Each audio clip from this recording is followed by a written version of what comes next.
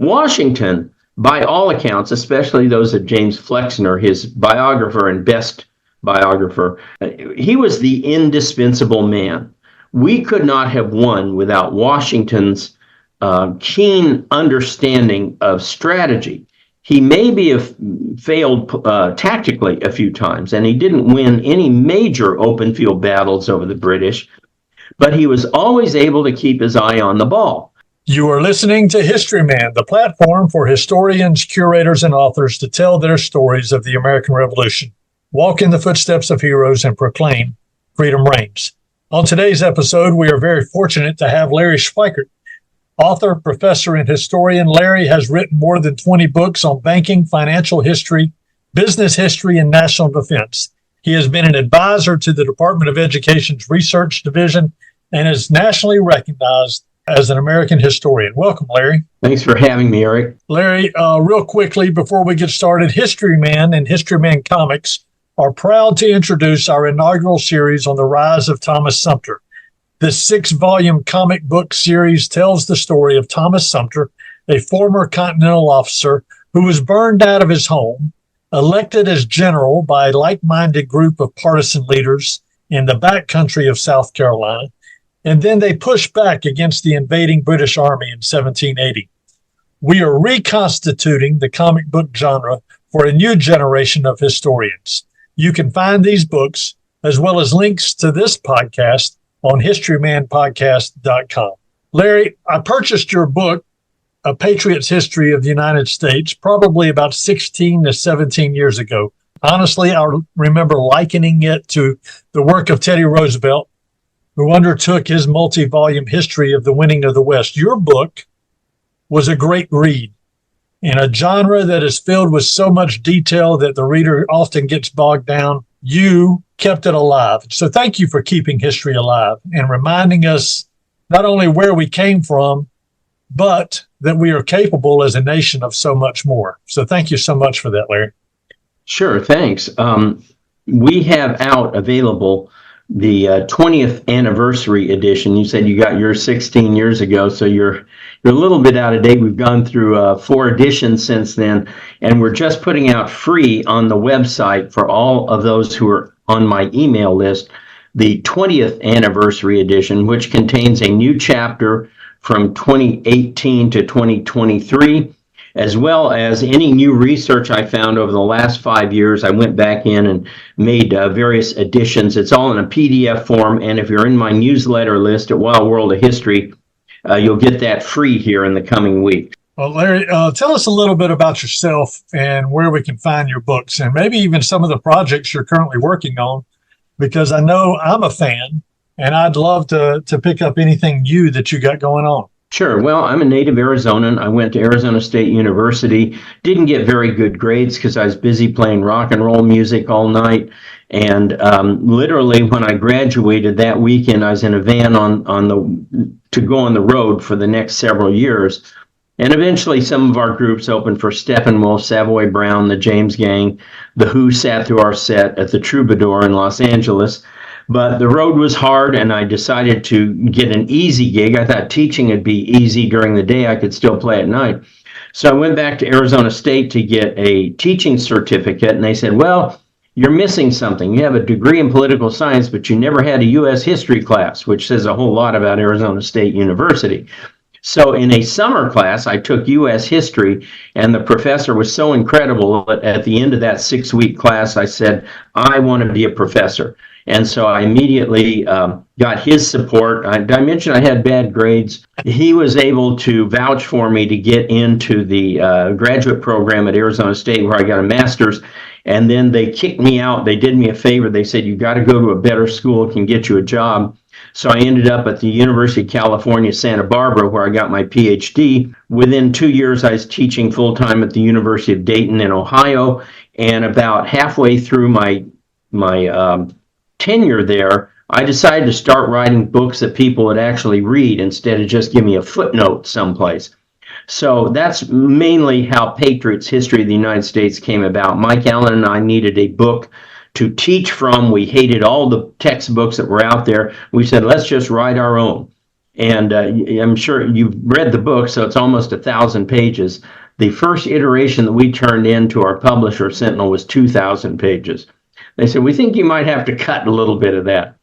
So since then, I've went on to write a number of other books. I think I have about 30 total right now, including one for Regnery that I'll be drawing a lot of this talk from, called The Politically Incorrect Guide to the American Revolution, that I wrote with a friend, Dave Doherty. Well, like I said in the opening monologue, the dry history that you're used to reading in textbooks, this is not one of those. And if you read this book, even if you're just a novice in history, it gives you enough of detail, and then you move on to the next. It's almost like you move on to the next chapter of our country, and you just kind of, it wistfully takes you through the history of our nation, and what a great history it is. And I know in the whole scheme of things, we are a young nation in the whole world, but from a constitutional standpoint, our Constitution has withstood longer than many of the nations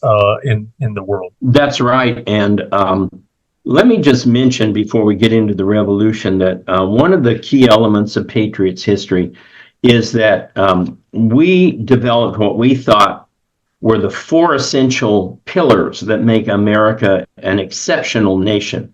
And about 15 years ago, the big buzzword was American exceptionalism. And so we asked, what is it actually that made America exceptional? And we were able to find these four things, two of which no other nation has to this day, and all four of which nobody has ever had in history from their founding. And those four pillars are a Christian, mostly Protestant religious tradition that encourages bottom-up congregational control of the church. Nobody else has it. England is not a Protestant nation. England is an Anglican nation. So nobody else has ever had that in their history, let alone started with it. The second pillar is common law, which says that God puts the law in the hearts of the people, and that they elect or select rulers or leaders who will carry out what they already agreed to. And except for England, no nation in history has ever had that, but they didn't get it really until 1688, and we got it from our inception. Third one is private property with written titles and deeds, which you see in the Land Ordinance of 1785, incredibly important. Even to this day, many African and Asian states do not have private property with written titles and deeds. And the last one was a free market economy. So if you look at this, and we've checked every other nation in history, nobody has ever had this from their origins. So that's what makes us exceptional. It's why the Constitution is so exceptional. You know, a lot of countries have constitutions. My next door office mate at the University of Dayton was from Cameroon. And I said, let me take a look at the Cameroonian constitution. And surprisingly, it was very much like our own, but they've had a dictator for the last 30 years.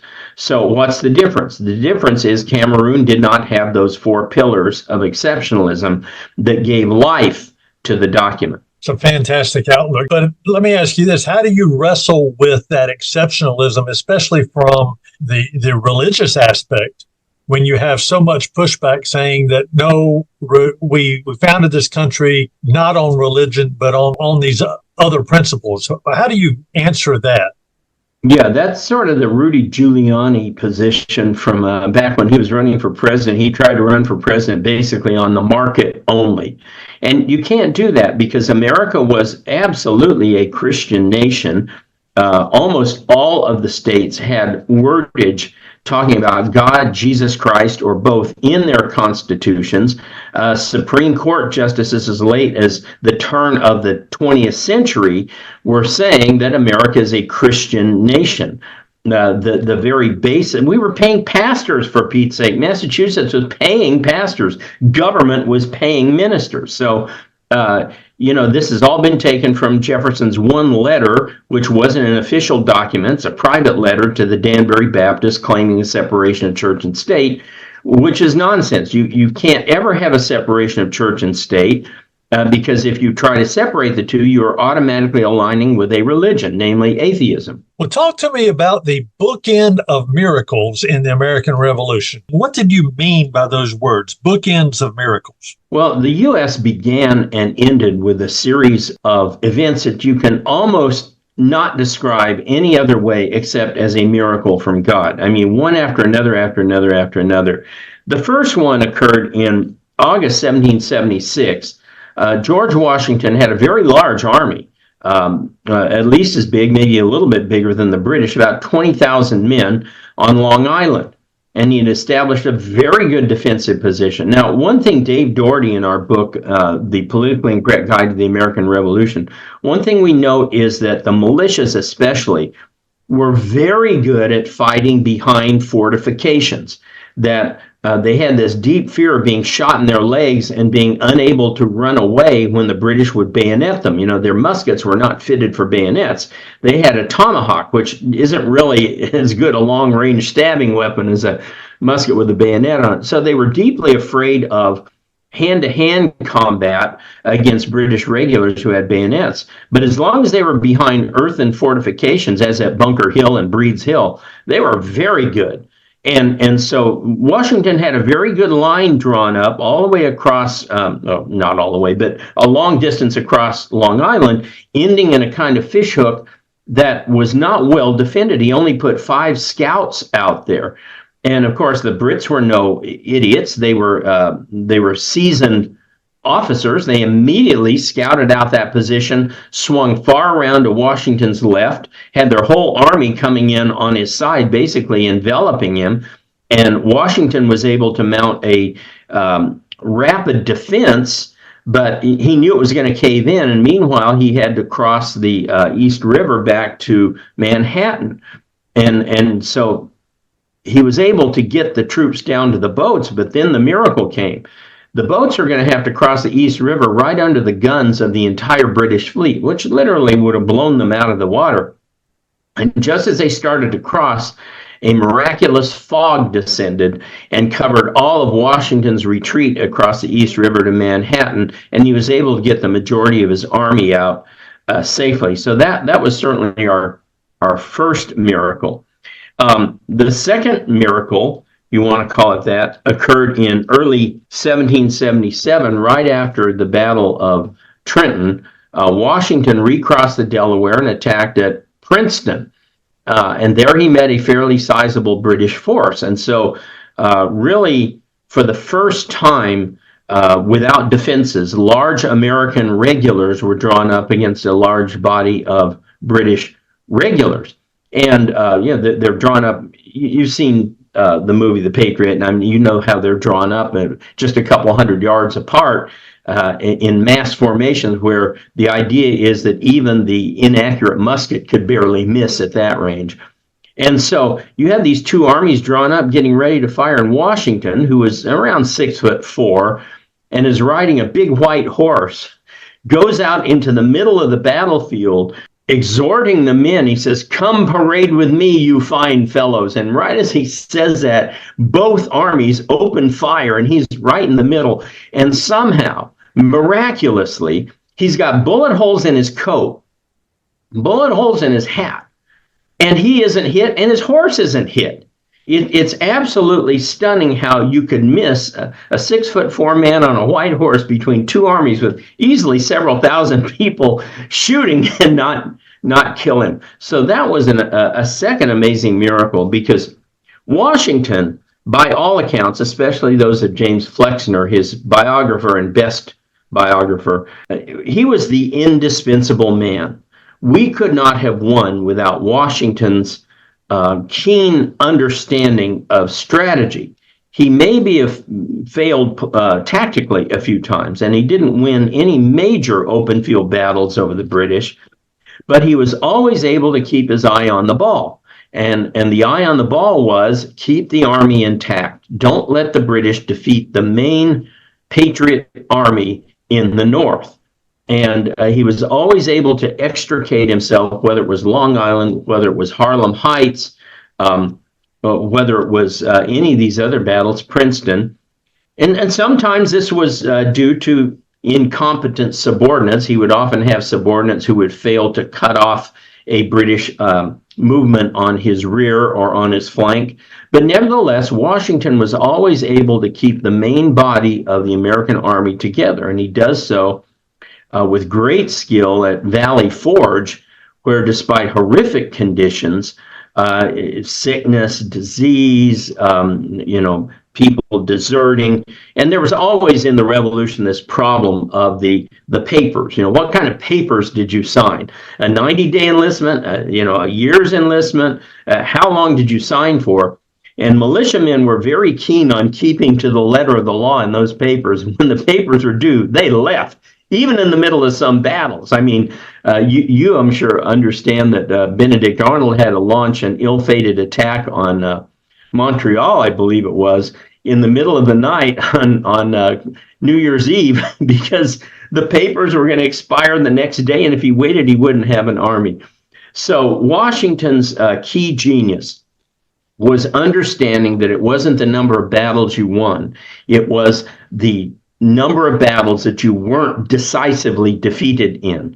And that was what kept the army together.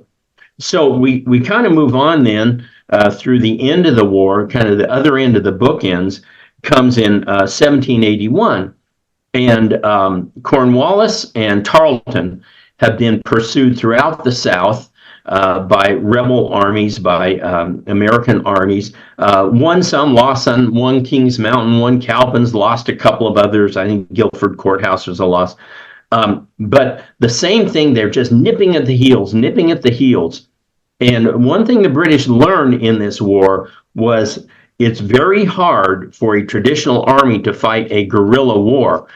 Guerrillas can't beat you, but you can't defeat them. As we learned in Vietnam, it's very hard to defeat guerrilla warfare with traditional military means. And so they finally forced Cornwallis further north into Virginia, out of the Carolinas, just by attrition. They're just constantly harassing and attacking him. And so he goes up to Yorktown.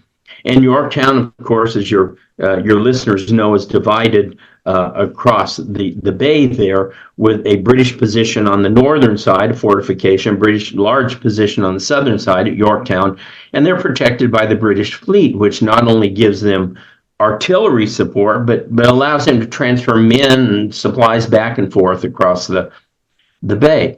Well, who shows up just at this time but the French Admiral de Grasse?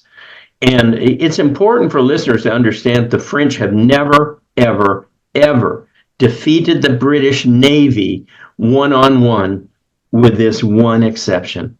And this one time, de Grasse makes his presence known and then hightails it north to Sandy Hook and New York, and the British fleet abandon Yorktown, thinking they're going to decisively defeat the French. Well, in the meantime, he snuck in quickly enough to offload all of his French troops and get out of there, leaving the French troops with Washington. And the British sail after him. And it is during that time that they are gone that Washington is able to mount a assault on Yorktown and force Cornwallis to surrender. Meanwhile, de Grasse has gone down into the West Indies and fought a major battle there at the Battle of the Capes, and actually defeats the British Navy for the only time in French history. And you got to understand, at Trafalgar, they had a much larger fleet than the British, and they still lost. At Abuquer Bay, the French ships were in harbor. They weren't floating around, bobbing around, and they still lost. So you have to consider this an absolute miracle. And then I was looking for the date. I can't find the date, but we have a record of a fourth miracle, which occurred during the war. Washington was in the field commanding a battle, and a British sniper saw him and understood that it was Washington and had him dead in his sights and said, "I can't do that. I can't shoot the general of the opposing army. It wouldn't be gentlemanly." And so Washington escaped yet again. I don't know how you count all four of these as anything but miracles. They're just exceptional developments that usually wouldn't happen in wartime. It's interesting, you think about miracles and you go through life, and unless you're looking for them, you don't really recognize them. That sharpshooter, was that not Colonel Ferguson at Kings Mountain? Yeah. Yes, it was. And I did not know that about the French fleet had not won against the British at all. That is pretty amazing. Tell us a little bit about your work as an advisor at the Department of Education. What are those challenges in regards to history that you have found? That's funny. That's one of those titles that is absolutely meaningless.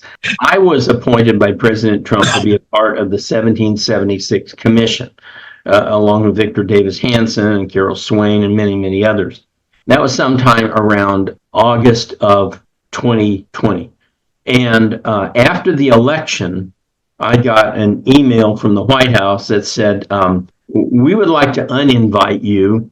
We want to put you on in a different position. And I found out later what happened was that they had a guy from Breitbart, a news guy that they wanted to get on that spot in the 1776. So I didn't care. Personally, I hate these things because they involve meetings that usually don't do anything. You write a bunch of documents nobody reads. So they ended up putting me on something called the Board of Educational Statistics, which was to oversee the Department of Education's activities. And I knew that wasn't going to last very long because the election, and that it was only a matter of time before we got a request for our resignations, which came in early February or so. And so we never even met on that one. So I was basically on two national boards that I never had any meeting with or influence on. What's the answer? There seems to be such a push to rewrite history in America. And I've had these conversations with friends and peers. It's almost like Animal Farm, right? From people who want to make sure that history is written in the right way so that we can learn from that and move forward in a positive way. What's the answer? I don't think legislation helps a great deal. I don't think you can mandate patriotism or mandate good history.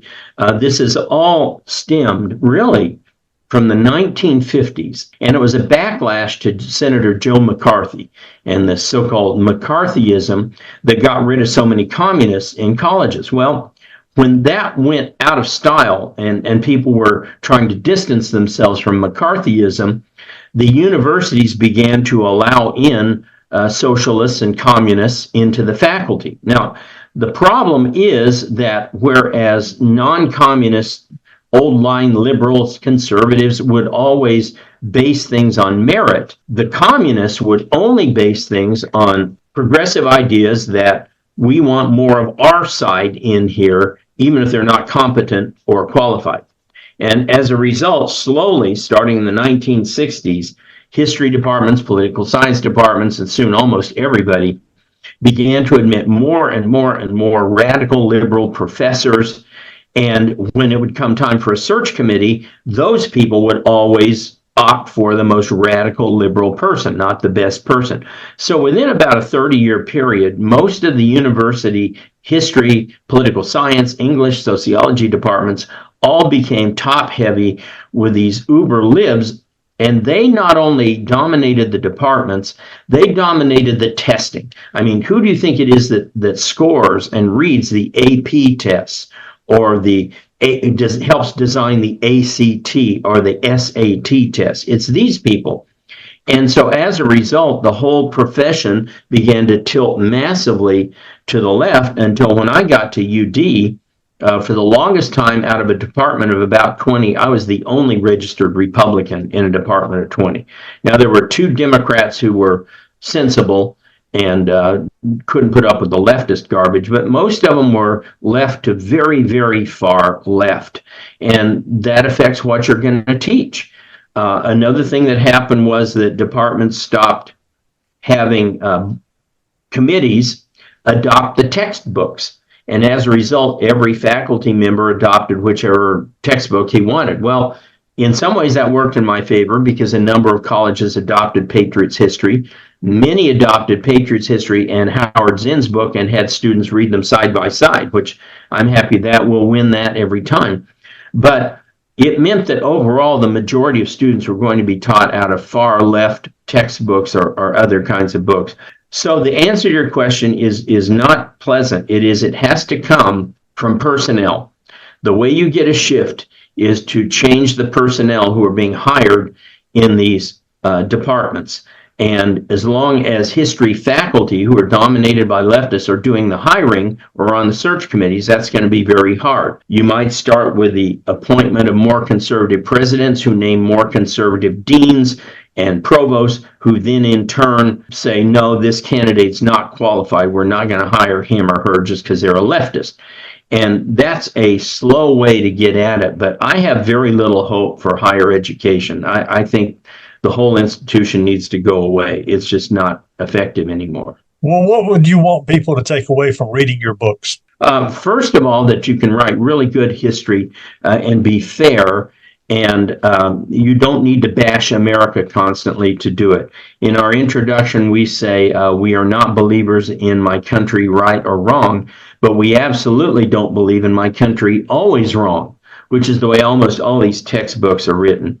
I have another little book called 48 Liberal Lies About American History, where I took the top 20 college textbooks and looked at what they had to say about these 48 different things. And it's amazing to look at the kind of lockstep with which they treat such things as the Sacco Vanzetti trial, the Indians in the West and how they were these great environmentalists, not how the whites killed all the buffalo. They didn't. The Rosenberg trial, especially Reagan. I would tell people that go to the index of any textbook and look at the Reagan pages. If they don't get Reagan right, they're not going to get anything else right. And the most important thing that all these other books do is that they basically preach from a position of big government is good. And what we show in Patriots History is that, in fact, big government makes a lot of very big mistakes that kill a lot of people and damage a lot of lives, and it's not necessarily a good thing. Real quickly, as we end up our time together, what does liberty mean to you? Liberty means to be free to search for the truth. Especially the truth as God ordained it. And I think the whole notion is that there's a truth out there. And someone who's free will always be seeking the truth, even if it works against their own personal interests. I mean, there's things in the Bible I don't particularly care for. If it was legal, I'd probably go out and do harm to certain people. But it's not biblical, it's not legal, so I can't do that. So liberty is freedom within a constraint of what's good for all, not licentiousness, which is just enjoy your own personal pleasure at everybody else's expense. Tell us how we can get your books again. Sure. Wild World of History is our website that has a curriculum in U.S. history for homeschoolers, predominantly for high schoolers. And we have a U.S. and a world history curriculum, complete with me teaching every unit in video. So that's the Wild World of History. If you are more interested in my ideas on politics, go over to the Wild World of Politics, where I have today's news 5 days a week. I go over the top 20 to 40 news items and make snarky comments about things. And also I have an insider on there where I give political commentary 3 days a week on polling, voter registration, other sorts of stuff like that. And of course, my latest book, Patriots History of Globalism, its rise and decline, is available on our site and is available at Amazon, Barnes & Noble, and wherever books are sold. Larry, thank you so much. Appreciate you spending time with Historyman. Great. Thank you, Eric.